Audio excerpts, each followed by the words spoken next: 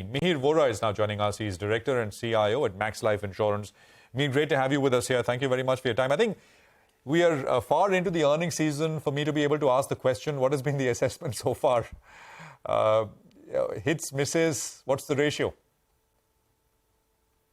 See, the biggest sector, which is financials, has broadly been a positive. There have been more positive surprises than negatives, I would say. The second biggest sector, which is IT, there have been some disappointments. We are seeing decent set of numbers in the discretionary space, in the industrials and infrastructure space. So I would say overall, mildly positive on a net basis. Positive on a net basis. Okay. So, Mihir, let's talk about some of the more positive aspects. I mean, look at, for instance, how the market's reading through the L&T numbers. I remember last quarter, there was so much disappointment about the margins. But now it seems the market has decided to follow the management's guidance. And by the end of this year, I mean, they'll be off to a better margin trajectory. How would you read through some of the industrial numbers? I mean, L&T is actually the first of the big ones. We're still awaiting a lot of the others. But given the run-up in stock prices in the capex side of the market, do you expect the corresponding earnings delivery to come through? I would think so, yes, because, the themes that are driving individual stocks are quite varied. It's not one big, one big theme like real estate or private sector setting up huge steel plants or cement plants. This time around, it's, I think, a whole host of investments being done by mid and small cap or mid and small enterprises across the board. And plus, we have 2 or 3 big thrusts from the government side, which is also helping a lot of these mid-sized capital investments. For example, if we talk about defense, if we talk about railway spending, if we talk about we talk about investments in transmission and distribution. Road anyway has seen momentum for the past many years. But these 3 or 4 new themes like distribution, defense, railway capex are things which were not really present earlier. And the kind of order rollouts that are happening across these segments, and most of them are institutional and government-linked entities, gives a lot of visibility for the next 3 to 5 years for some of these stocks in these segments.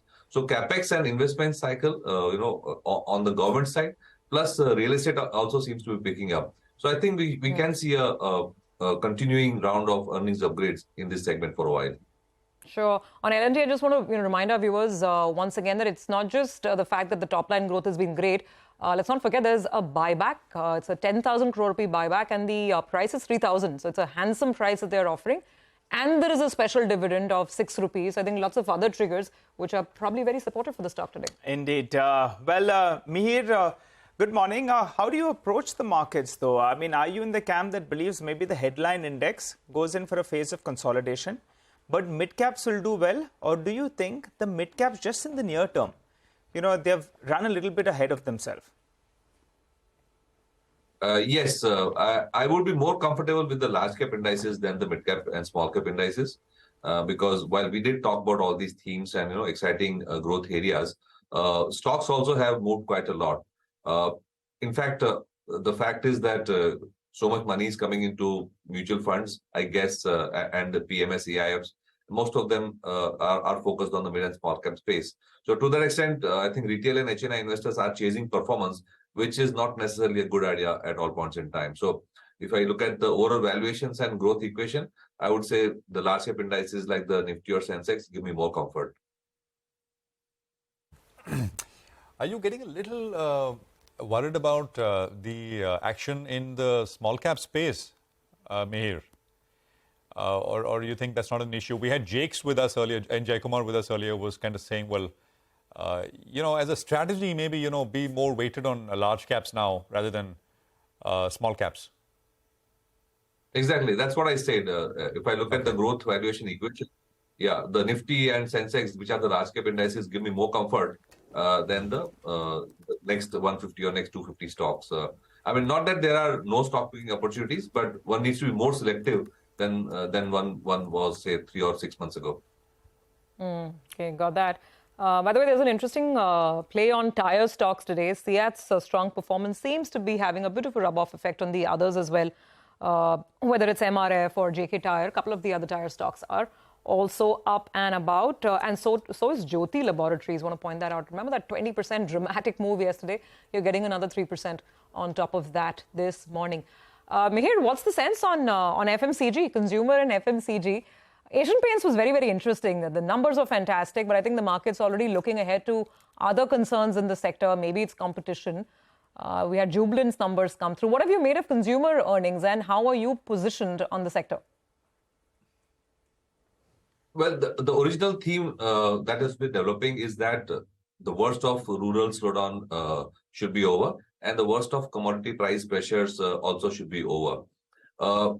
There is some kind of hiccup to this thesis because of the flood situation in some parts of the country, but we are still keeping our fingers crossed that rural demand should come back after the monsoon is over.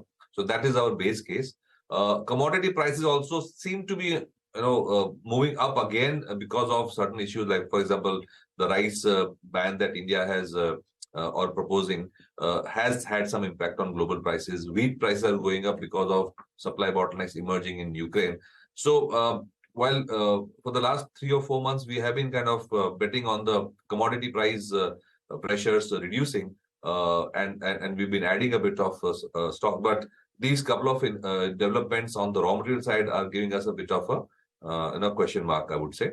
But we'll take it as it comes. Overall, if you see, I won't be too overweight on FMCG because if we are betting that India is going to go back to 6.5 to 7.5% growth trajectory, then I think the cyclicals, like we talked about, financials, the industrials and the consumer discretionary space, they actually might be more exciting spaces to be in rather than FMCG. Like sectors like FMCG and IT tend to do well when there's volatility, when there is question mark on the other segments. But if we are going back on a growth path, then probably the cyclicals will be more exciting.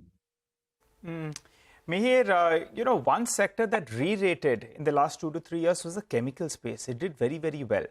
But now there are clearly cautious signs that are coming in there. How are you all positioned out there? Did you all have some exposure? Have you all trimmed that down? Or do you believe that in the longer term, still the chemical space here in India will do quite well? Yes, we believe that volume growth in the chemical segment is a given for the next many years. A couple of things, some of our companies have developed very niche skills in some of their segments. So we have to look at it stock by stock.